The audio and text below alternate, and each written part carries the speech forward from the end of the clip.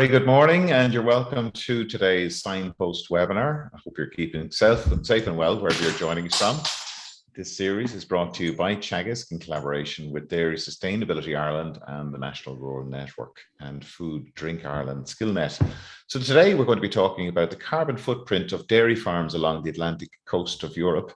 And the Dairy for Future project aims to increase the competitiveness, sustainability and resilience of dairy farms in the Atlantic area. And I'm delighted to be joined by Marion Sorley, who's a research technician with Teagasc, who was involved with this project. The project is coming near its end. And later on, we'll be joined by Dr. James Humphreys, who's Principal Research Officer with Teagasc in Moore Park, who'll be helping us out with the questions. Good morning, Marion. Hi, Mark. Hi, Pat. And good morning to Pat. How are you doing, Pat? Great. Not a problem. You'll help us with questions later on. So, Marion, you're very welcome. This, I believe, is your first time to the Signpost webinar. It is. Tell us a little bit about. Can you tell us a little bit about the work that you're doing down in with Teagasc in Solihull-based research, I imagine? Yeah, it is. It is. So, yeah, at the moment I'm working on the LowCam project that's based down in Solihull, and it's looking to reduce carbon and ammonia emissions. But today's talk, however, will be on the Dairy for the Future project. And as I'll explain in the talk, we'll be looking at a number of different countries and regions along the Atlantic area in Europe, and looking at a big data set of dairy farms from those regions and their carbon footprints. As you can probably, I can tell from your accent, you're not native to these shores. Can you tell us where do you hail from? I'm originally from Fiji, but I studied in New Zealand, so you might pick up a bit of a Kiwi accent. And a good Irish man has brought you to this country, I believe, as well. So yes, yes.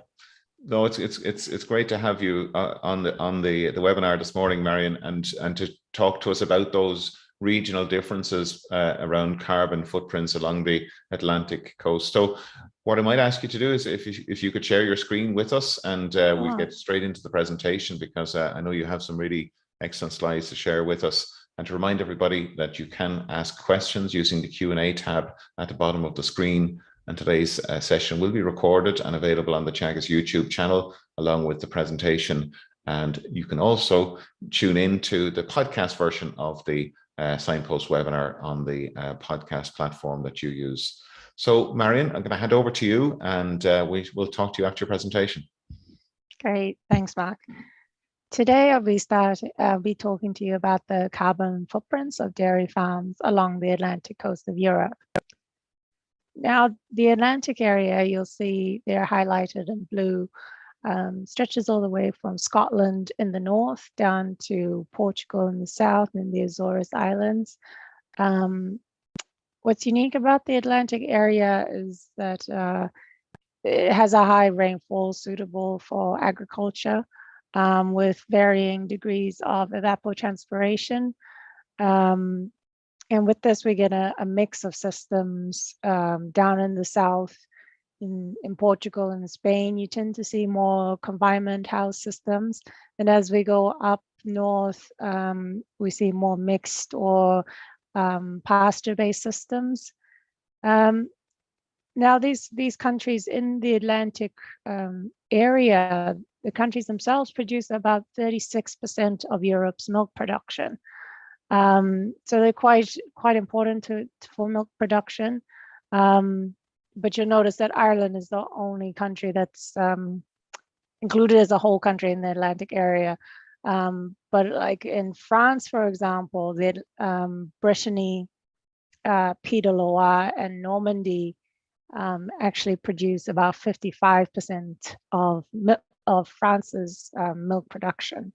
And in Spain, Galicia produces 39% of Spain's milk production.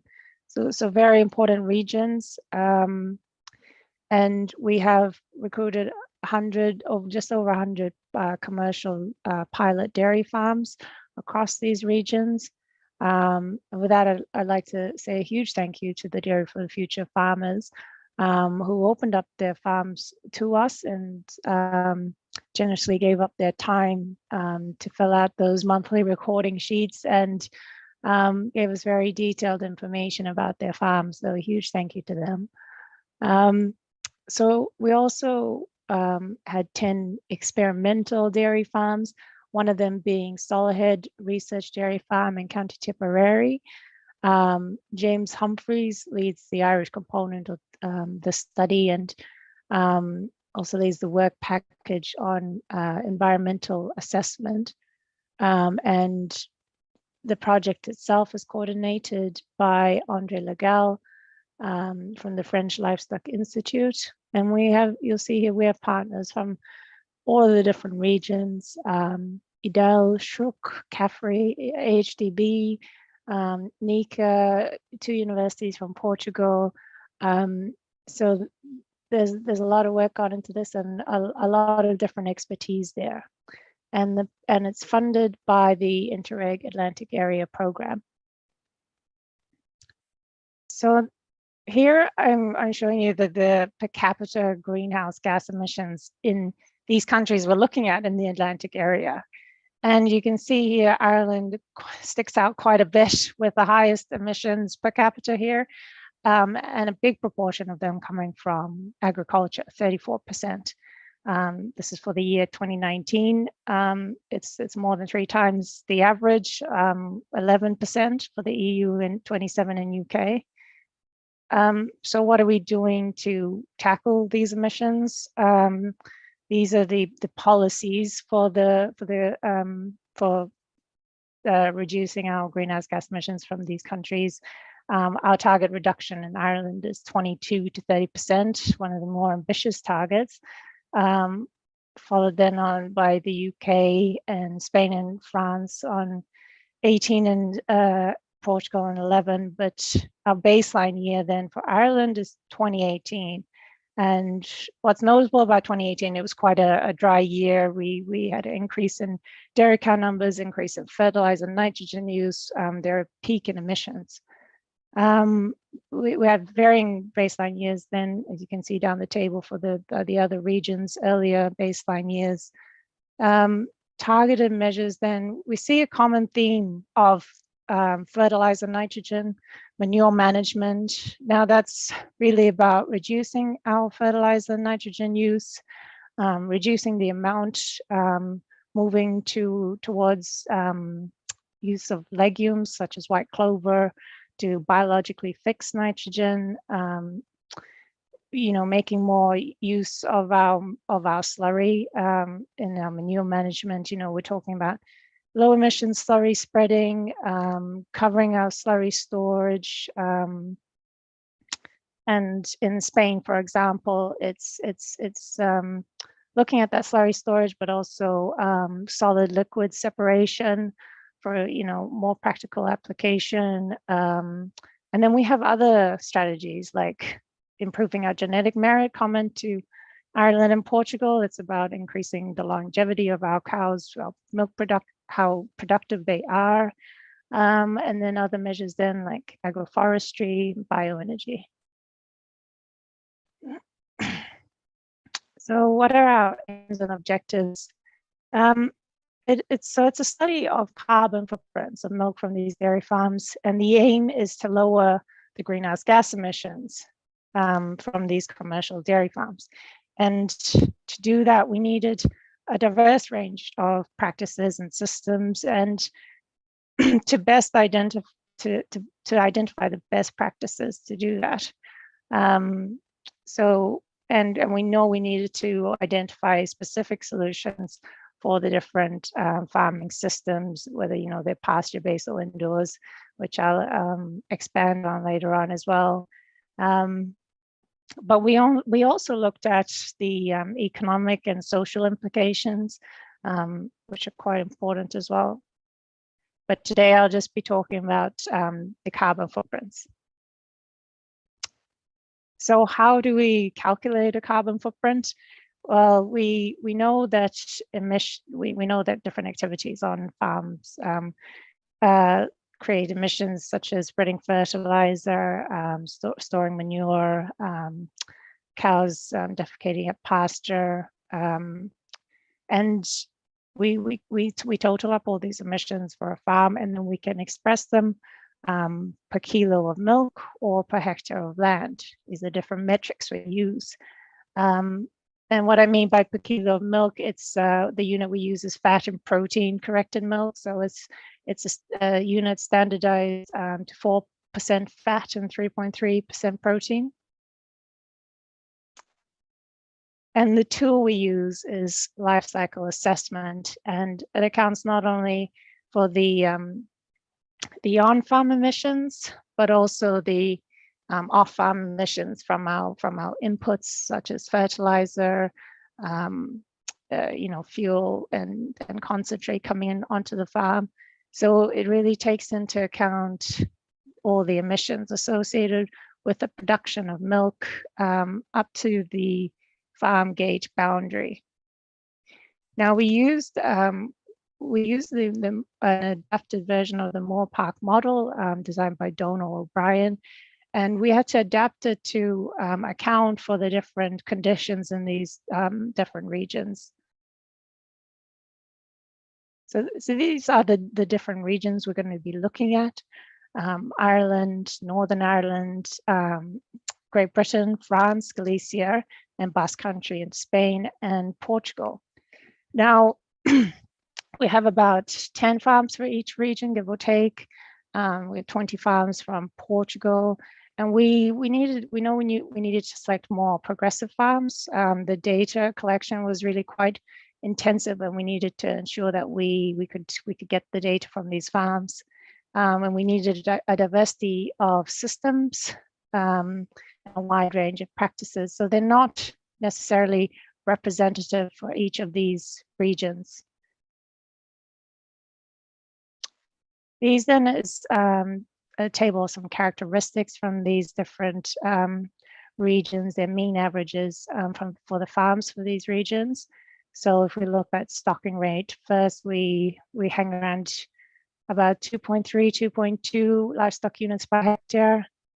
France there is the lowest at 1.51.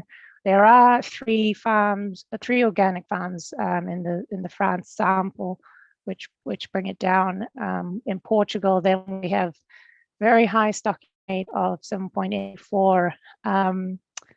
The Portuguese farms are all confinement systems, so it's quite an intensive system where a lot of the feed is brought in and manure is exported.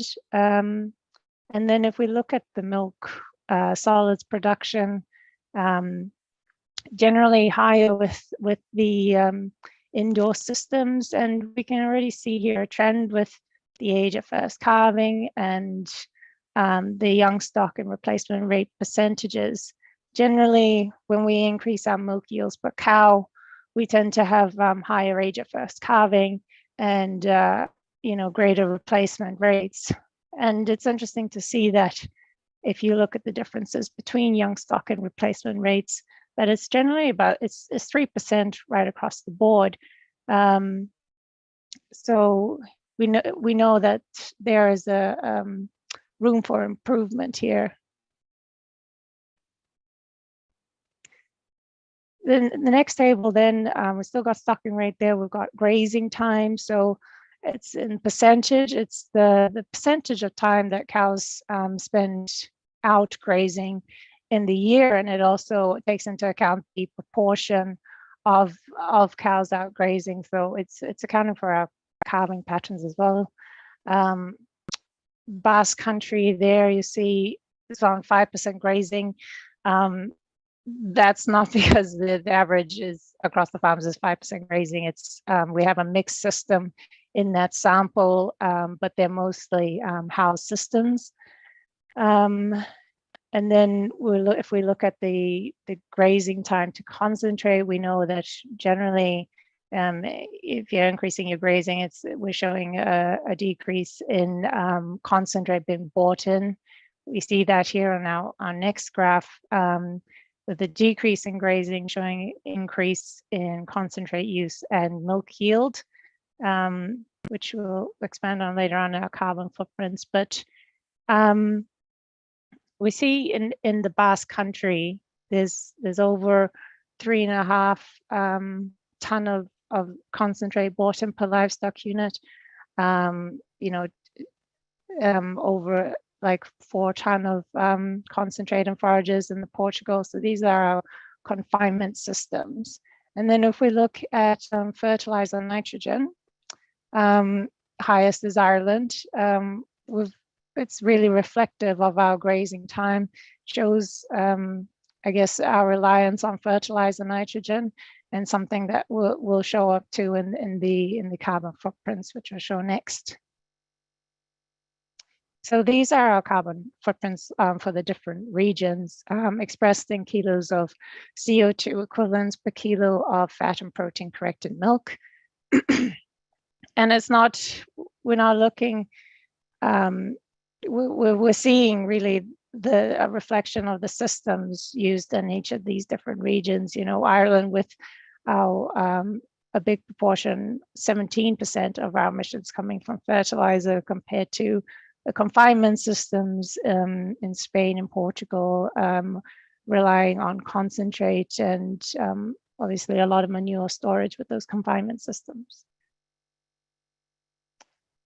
Now here, I just wanted to show you this. These are all the farms that we're looking at today, and we have Ireland, Northern Ireland, Great Britain and France in shades of green and blue, and then Spain and Portugal in shades of orange and red.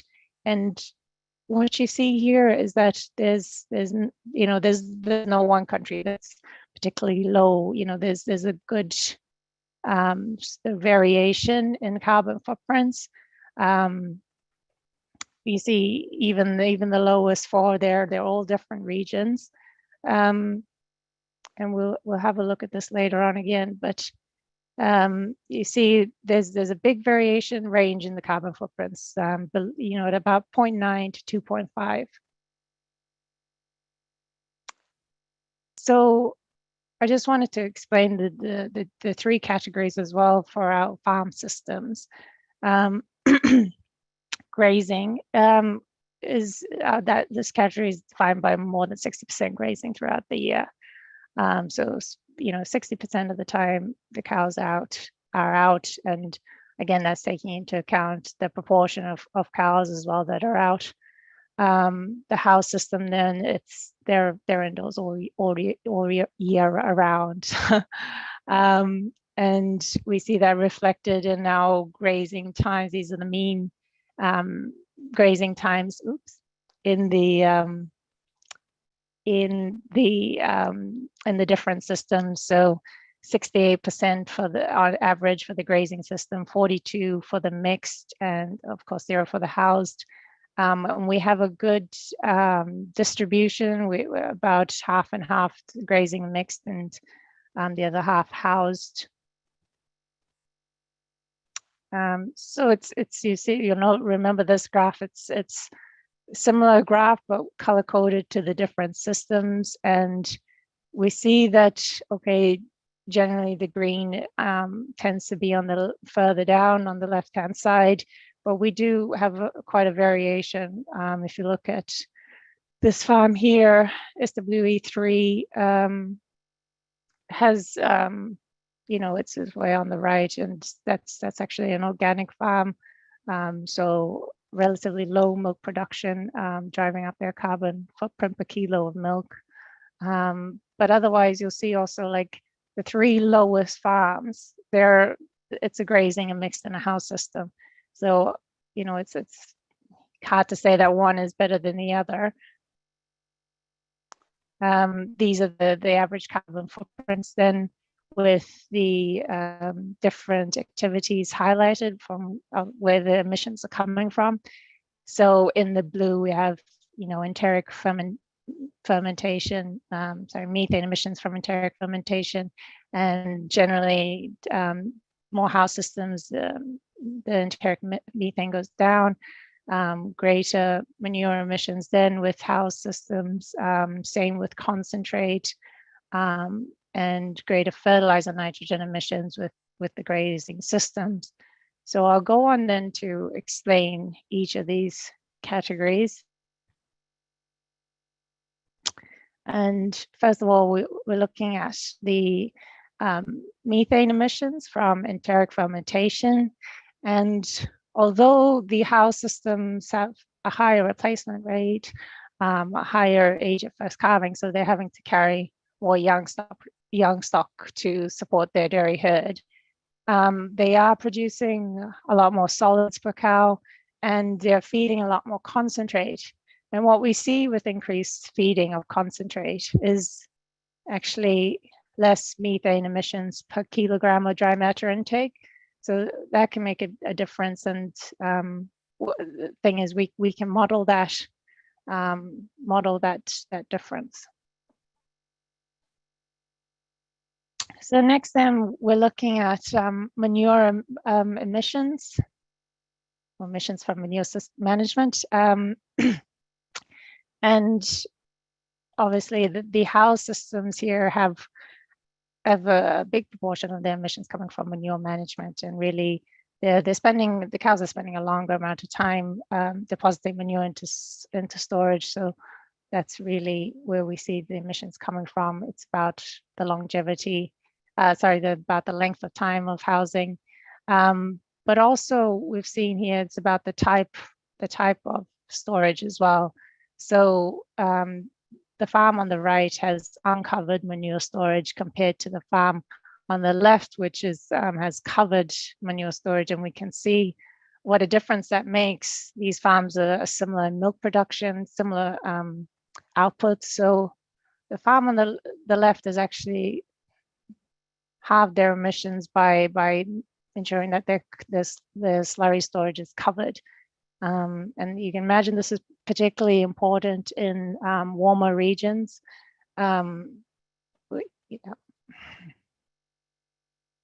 So next, we're looking at concentrate emissions. Again, particularly important for the house systems that rely on a lot of concentrate feeding. And the averages for across the systems, then we're feeding almost 3 tons of livestock, 3 tons of concentrate per livestock unit in the house systems, compared then to the grazing at 837 kilos per livestock unit. But we found that it's not only the amount, but the type as well. And if we look here at these two farms, one is feeding a greater amount of concentrate, 5.4 ton, compared to the farm on the right, which is feeding 3.8 ton. Now they're feeding less, but their emissions are greater, and it's because the amount of soya in the diet. We know that soya has quite a high carbon footprint because of the deforestation that it goes to grow soya in South America and Brazil. Compared then to the farm on the left, which is using more locally produced concentrates with a low crude protein. So that's very important as well. And then next, we're looking at emissions from fertilizer. Particularly important for our grazing systems. We're quite reliant on fertilizer nitrogen. Our average there of 247 kilos of nitrogen per hectare, quite high. And really, I guess, grazing systems obviously rely on grass as the main fodder. So grass is quite, it's nitrogen loving kind of plant compared to the mixed and house systems, where their feed can mostly consist of maize, which is not as N reliant. But grass is important, obviously. In Ireland, it's a cheap feed, but we need to work on reducing our reliance, and we'll talk about that later on. But if we come to our summary, then.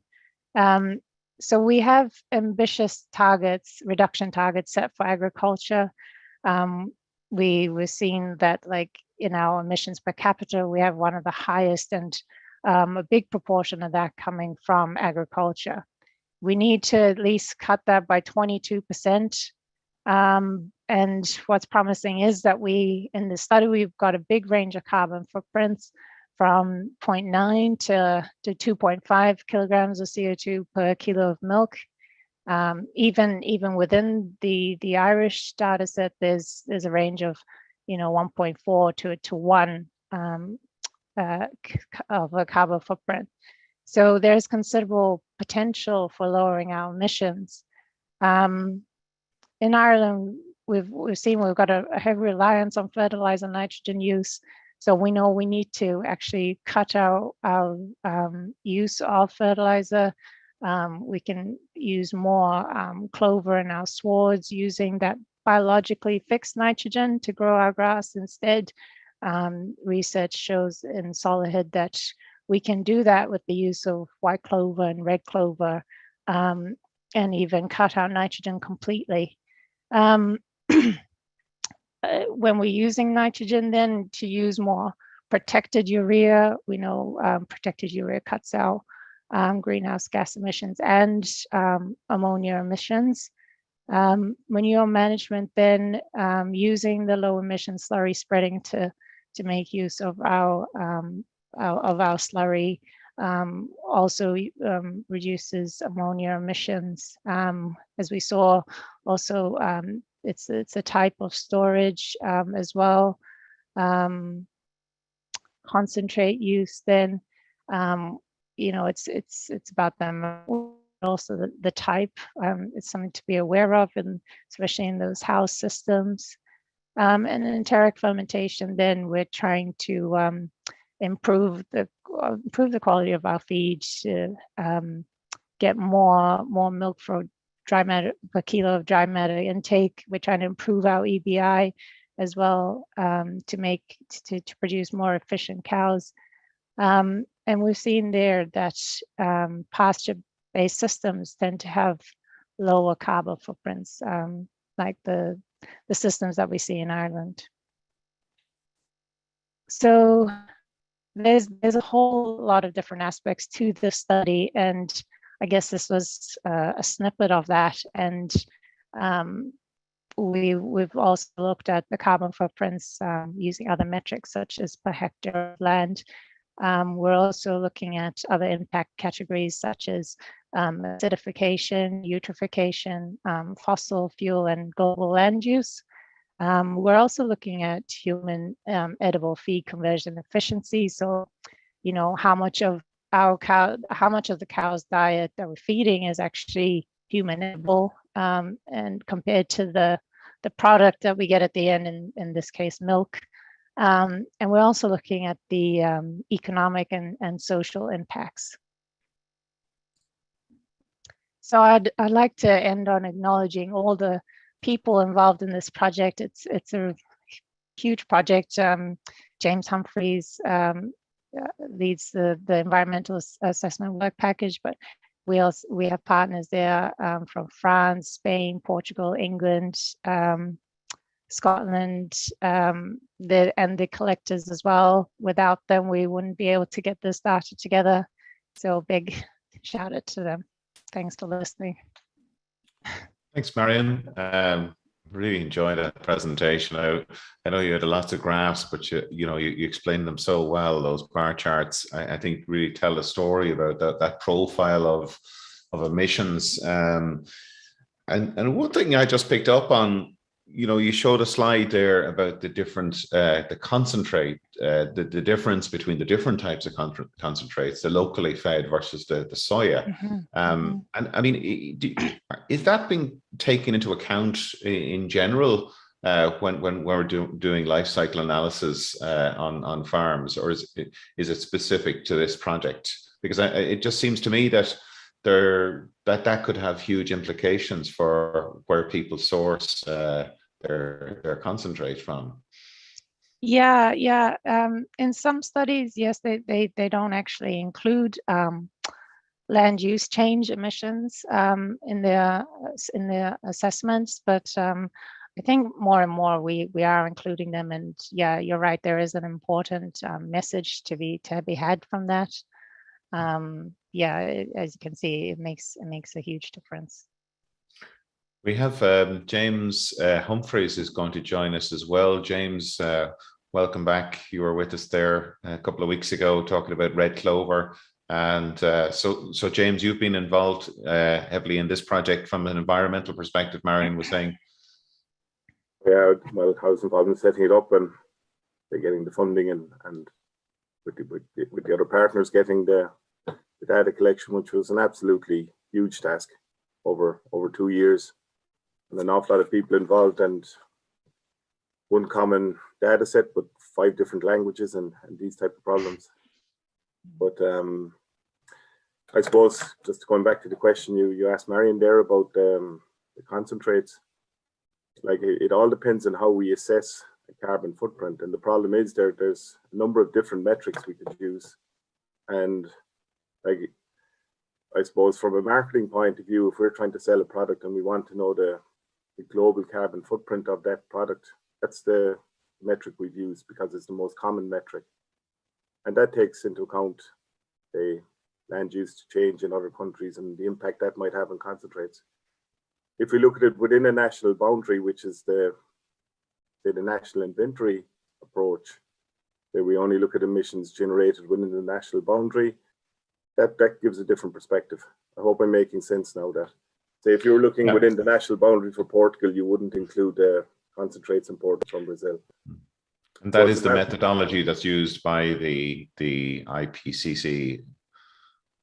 Yeah, so there's 2 different approaches. So, and again, keep it fairly simple for this presentation. We just stuck with the one approach.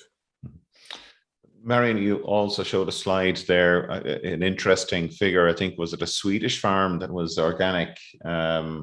Where yes, that's an English farm actually. Oh, is it English? Yes. Yeah. Where it was an organic farm. The emissions per kilogram of milk was higher. What sort of implications does that have for this type of a dairy production system, given that, okay, look, that there are other environmental benefits arising from organic farming, but is that something that we should be looking at more closely? Yeah, so it's organic farming. Generally, you have a lower milk output with that, and I guess that's why it's really important to look at our environmental sustainability from different perspectives. So I've only looked at it here per kilo of milk, and obviously if you're producing less milk, it's going to drive up your carbon footprint. So if we flip that then and looked at it from a per hectare basis, that farm would actually be one of the lowest. So, in terms of a per hectare basis, and that's really important as well, because if we're considering our land as, we need our land to reach our targets. We need it for sequestration and renewable energy technologies. That's also an important metric to look at as well. So the good thing about LCA is we can take into account all of that, and once we get all those other impact categories in there as well, we can get a much fuller picture. We had a question there just in relation to the baseline years that were chosen for each of the countries. Presumably they're appointed by the national or regional governments, those baseline years. Is there a reason for that, or is it just a national decision for those countries? Yeah, regions? I guess it's a national decision. It also depends on the trends of greenhouse gas emissions in each of those countries.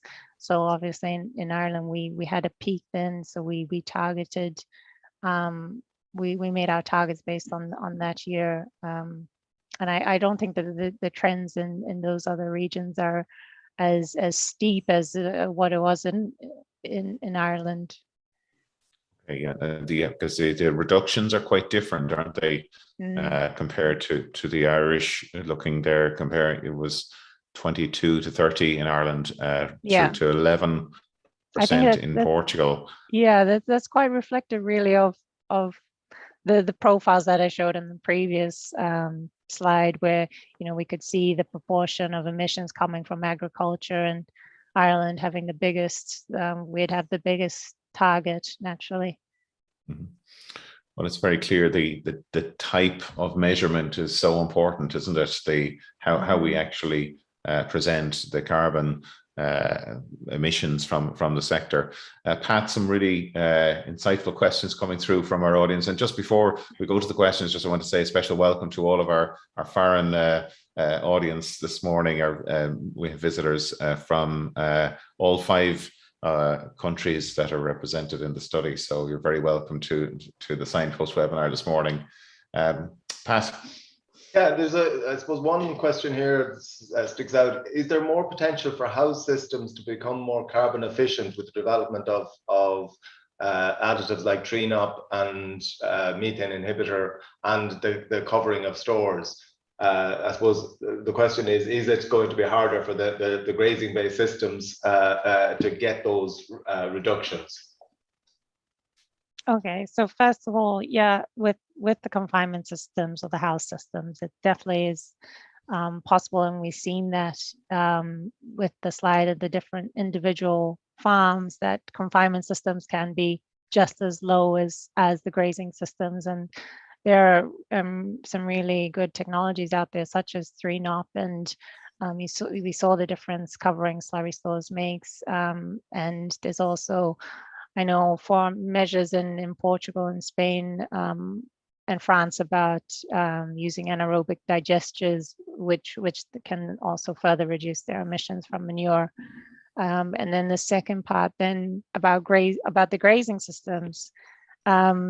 Yeah, see, we could see from that profile what we really need to look at Solihull, where we're cutting out nitrogen completely. We can bring down our carbon footprint to 0.7. So there's clear areas there to work on in both systems. Yeah.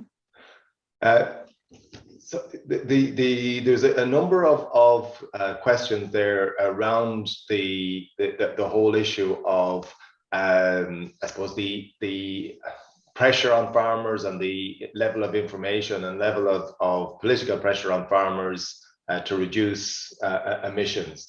In Ireland, I suppose there's a huge awareness. Is the same level of awareness there in the other countries that you're dealing with? Yeah, it's a hard question. I think I generally find, like, I'm not from Ireland, but being in Ireland, that I think most people are in touch with our farming community. So I know that I think that Irish people generally have a sense of the challenges facing farmers. And speaking to the partners and our work on the social aspects of the study, other partners definitely identified issues with this, I guess, negative image of farming. In Spain, in Portugal, and in the UK, there's definitely some issues there with consumer perception. I think also the percentage of emissions from the agricultural sector in Ireland is probably, is higher than those other countries, has probably led to that as well. A question, Marion, around in all of the different measures you presented for each of the different countries, there was, say, nitrogen fertilizer was mentioned as a measure. Are there different approaches to that being taken in the different countries? For example, I know that in Ireland there's a huge emphasis on the use of protected urea. Is that something that's being promoted in other countries, and are there other measures around nitrogen use reduction? Yeah, I guess the first thing I'd say is I definitely noticed, like, in the data, that our Irish farmers were really the only ones using protected urea, not so much uptake in the other regions. The other regions, I think, in terms of fertilizer use. It's about maximizing the nitrogen when they do spread it. You know, there's more arable land included in these farming systems, and making more use of their slurry. You know, it's they tend to use more incorporation methods for slurry management, which, you know, we can make more use of our slurry for that nitrogen. Thanks, Marion. There's a question in there around the I suppose the level of mixed enterprises on the farms. I suppose in Ireland you probably have fairly dairy only enterprises. Are they generally mixed enterprises? Is there a lot of tillage involved in the enterprises in the other countries? You talked about Portugal, where there are confinement units which may not have very much land available to them, but importing and exporting all of their feeds. Yeah, so I guess the aim when we were choosing the farms was to choose dairy enterprises only. So yeah, we tried to stick to the dairy specific enterprises.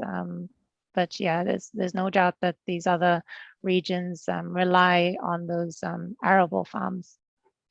There's a good few questions coming in relation to the appropriateness of the metrics. I don't think anybody's asking questions about the appropriateness of the per output, but asking questions about should we be considering more our emissions per hectare and using other metrics. What's the most, I suppose, balanced way to get a balanced view of our emissions?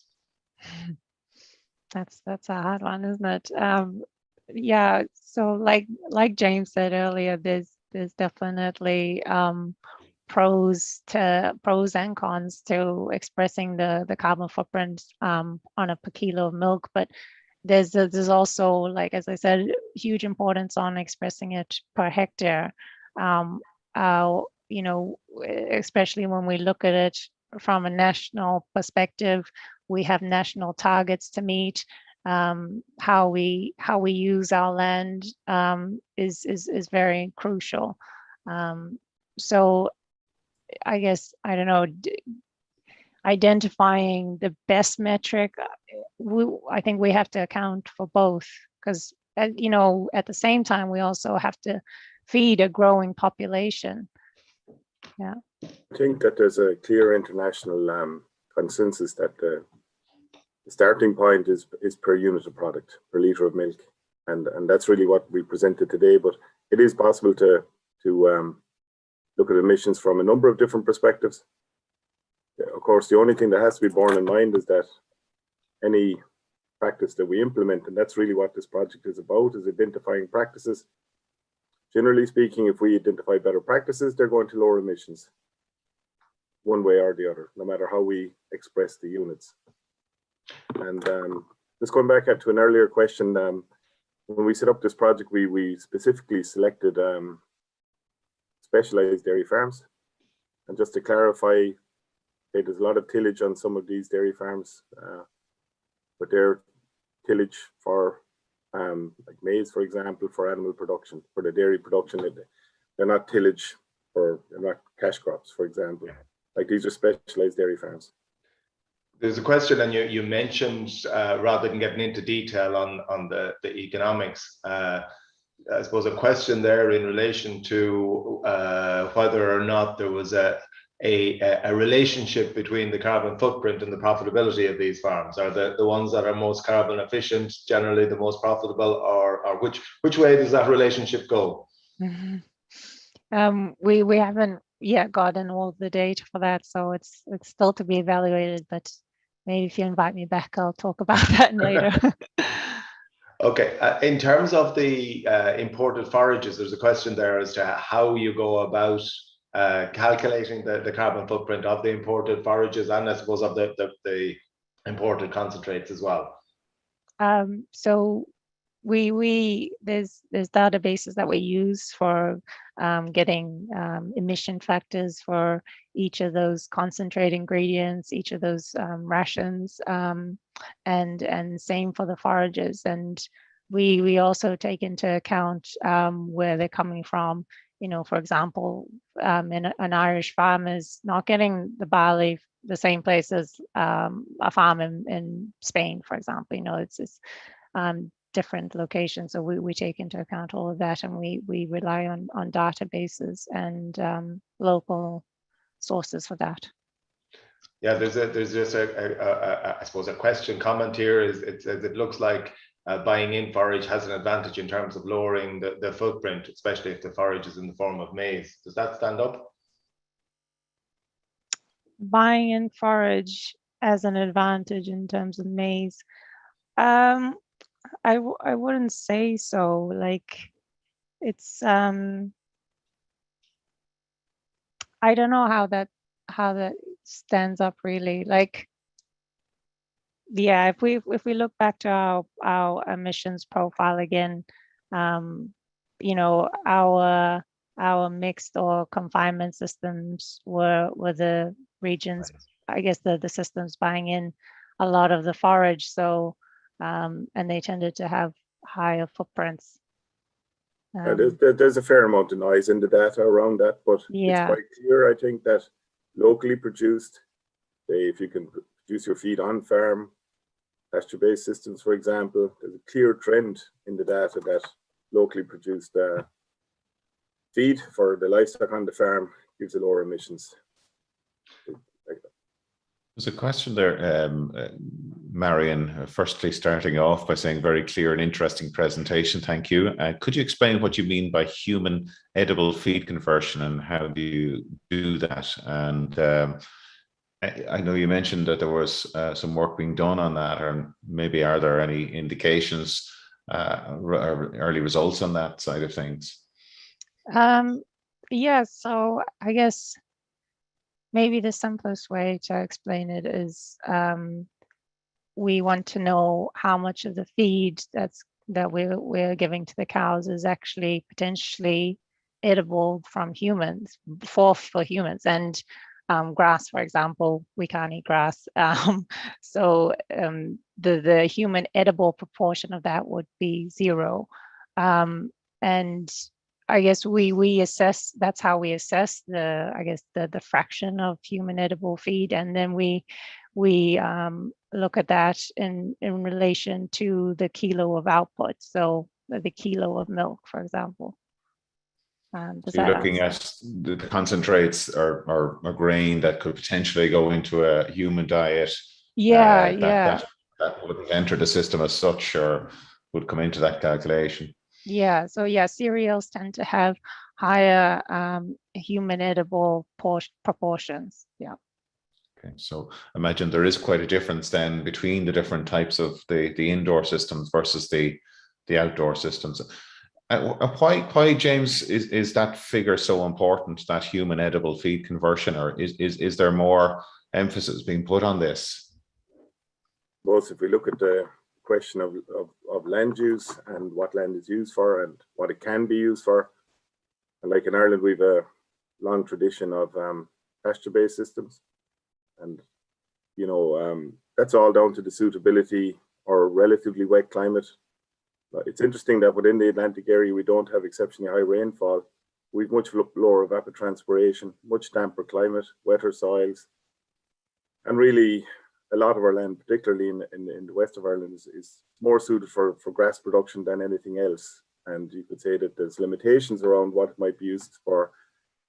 Whereas, say, in some regions, for example, that land could equally be used for production of human food that's used for humans, say, you could say wheat, for example, which could be used for animal feed, or it could also be used for human consumption. So I guess that's really the question. And it's, you know, there's a lot of concern about the environmental impact of agriculture, carbon footprint. And I guess there is that land use question as well. How do we use our land? And then there's other questions that come into that, like offsetting, for example. But if like we need to produce food. We have a growing global population. Like if land is best suited for grass production, can't be used for human food production. That has to influence the argument or that debate. It is really is fundamental, isn't it? That low, what is the lowest environmental footprint that can be achieved with food production? Pat, I have a question for you, if I may. Pat, there's a question here in relation to a carbon calculator for use in Irish farms. What sort of work is happening there to try and help Irish farmers to understand their own carbon footprint? Yeah, I suppose there's a number of systems in various stages of development. We would have had the Carbon Navigator before, which was more focused on practice change, and there's work ongoing, I suppose, by Board Bia in looking at farms that are part of the quality assurance scheme and coming up with calculations of the carbon footprint there. And those, I suppose, schemes are improving in accuracy all the time as we get more and more information and better modeling of the relationships between various inputs and various outputs, and get better information. And then on the other side, in terms of planning tools, we're currently working with the Signpost farms, looking at practice adoption of a whole series of practices at farm level, assessing the level of adoption, and looking at influencing the uptake of the measures that are being identified as having the most impact. So quite a bit of work ongoing, and hopefully quite a bit of product will be in place over the next couple of years. Great, thanks Pat, because I mean I know that there is a lot of effort, and I'm sure, Marion, you have discovered that, trying to actually get an accurate picture of the carbon footprint of a farm, and how far do you go? Where does life cycle analysis itself is quite an in-depth process when you're looking back the chain, the supply chain, and so forth. How realistic is it for every farmer to have an accurate picture of their carbon footprint, or should we be looking at more proxies? And maybe James, you want to come in on this one as well? That's what I'd say about that is, for the type of study we're doing, we went for very intensive data collection, really intensive, get a very accurate, scientifically, it's scientifically backed up. It's we'll send it for peer review, and it'll be published, and it's a very solid figure, and that's for the purposes we're using it for, to look at practices and identify practices. And if we want to identify practices, we need to know that they actually deliver what they say they will. So we need a level of accuracy that you might not necessarily need if you were, say, a farmer and you wanted to ask a question. I want to lower my carbon footprint. What are the practices that I might implement? Now, carbon footprint that you might actually calculate mightn't be as accurate, but still it will identify the practices on your farm that you could implement. If you understand, you might need the same level of resolution that we're using. And it goes back to the earlier question about metrics. Again, if generally speaking, we know what we need to do, we just need to move in that direction in terms of lowering our carbon footprint.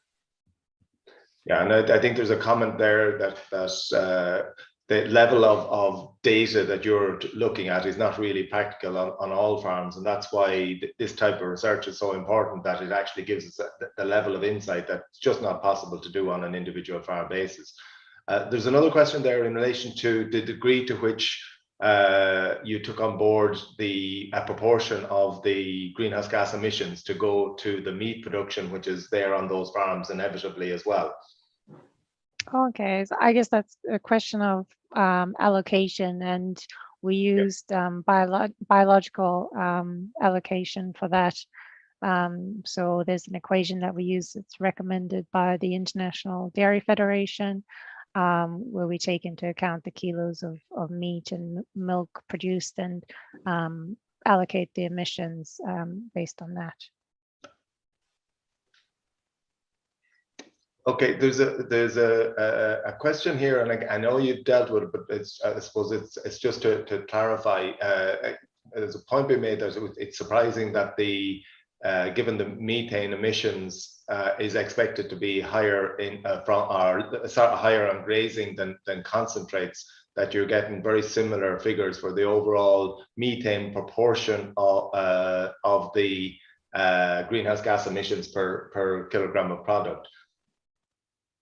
Yeah, we don't expect that to change too much. But we know like things like how many replacements we're keeping on farm will definitely affect that. Our diet, our productivity. Then when we're looking at our carbon footprint per kilo of milk, how efficient are our cows will make a difference to that as well.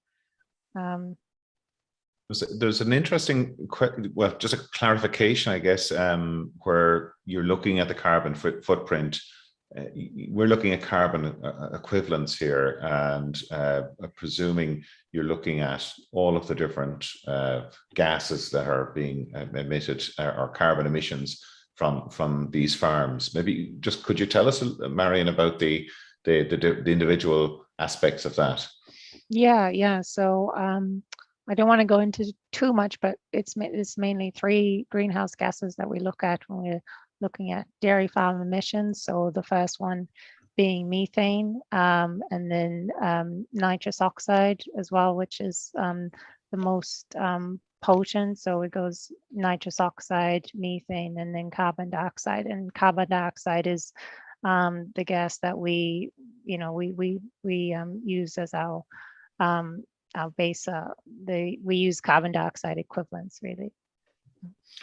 Next week, we're going to be speaking about ammonia emissions, but was that aspect looked at during the study? Yes, it was. And I guess for the short space of time that we had to talk, we didn't go into it too much, but that's definitely looked at as well. There's a question there in relation to clover. Is the only impact of clover on greenhouse gas emissions the reduction in nitrogen, or are there other factors of I suppose a high proportion of clover in the diet? So clover in the diet, I guess we're looking at the protein content then, and more nitrogen going through the animal means more nitrogen excreted, but we don't expect that to make like too much of a difference in terms of our gaseous emissions. But that more nitrogen goes in, more nitrogen comes out, and we get gaseous emissions from that. So yeah. James, do you have anything further to add? Yeah, I think it's the manufacture of the fertilizer, and also the emissions following the application of the fertilizer. Nitrous oxide emissions, as Marion said, it's a very potent greenhouse gas. And even say if we look in Solihull, we lose a very small amount of our nitrogen as nitrous oxide. The fact that it's such a high global warming potential, it has a big impact at farm level. I suppose part of that way you might look at that question is how clover might impact on methane emissions, and I guess there's some work being done on that, but as things stand, so the approach we're taking is that it's having no positive impact, but research might show that there's something there as well, in terms of if there's more clover in the diet, it could impact on the methane emissions from the enteric fermentation. But I think that's work in progress. Okay, we're coming up on time. It's hard to believe we're 10:30 already. Marion and James, thank you so much for joining us this week, and congratulations on really fantastic piece of research here that will inform the discussions around how we measure carbon emissions from farms, and to all the partners involved in the project as well. It's really, I'm sure it was a long process, as you said. There was a lot of detailed analysis required, but I think it's fantastic to be able to present those findings today. So well done on that. Thank you to Yvonne Maher in the background for helping us today with the technical aspects, and Pat for assisting with the questions. and also to Andy Boland, who is our series producer. And a reminder that today's session is available, will be available shortly on the Teagasc YouTube channel, as well as the podcast platform and our website with the presentation itself. We had over 400 participants today, so it was obviously a topic of interest, and we'll be dealing with more of this area over the next number of weeks and months. But next week we'll be joined by Dr. Dominica Kroll and Dr. David Keelahan from Teagasc, who'll be discussing ammonia emissions and impacts, and also some solutions being offered during that presentation. So do join us next Friday at 9:30 for the Signpost webinar. So we will leave it at that. Thanks again, Marion and James and Pat, and we will see everyone next week at the same time. Thanks again.